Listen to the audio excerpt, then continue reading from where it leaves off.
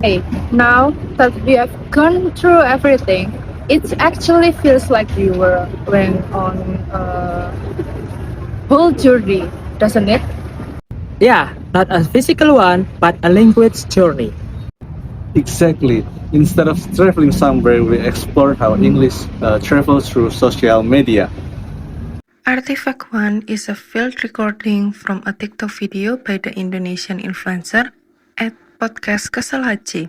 In the video, the speaker talks about work pressure, office routines, burnout, and mental health.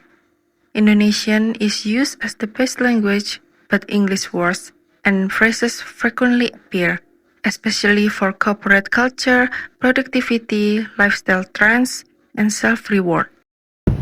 What stood out to me immediately was how natural the language felt.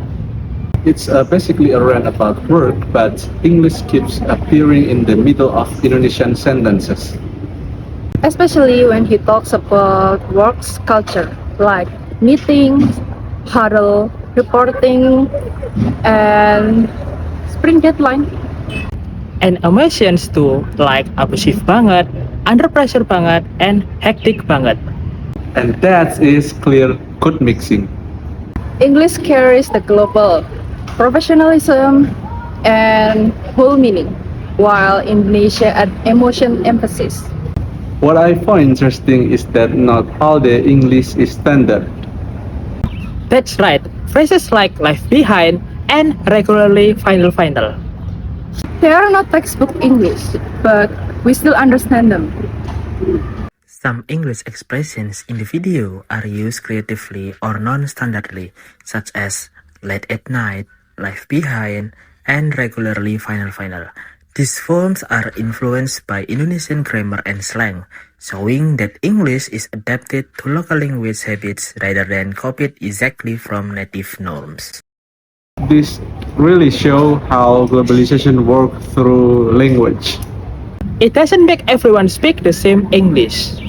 Creates localized varieties, like Indonesian English.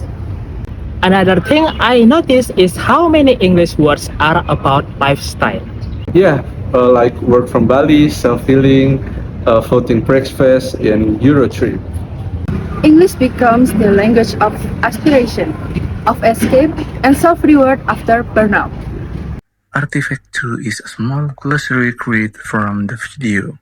It explains key English terms used by the speaker, including standard workplace vocabulary such as abusive, huddle, and sprint deadline, as well as non-standard expressions like life behind and regularly final.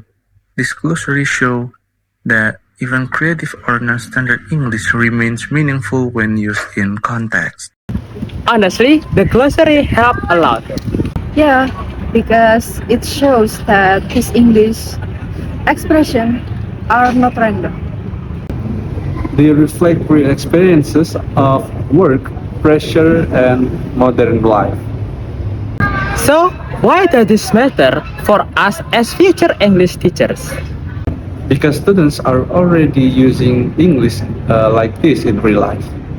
Often outside the classroom and not always a standard grammar.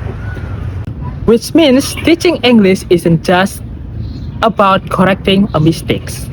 It's about understanding context, culture, and globalization. And helping students communicate meaningfully. So, in the end, this journey was not really about just one TikTok video. It was about how English moves through global and local spaces. And how people use English to talk about pressure, dreams, and identity. English doesn't only live in textbooks. It lives on social media. So in workplaces.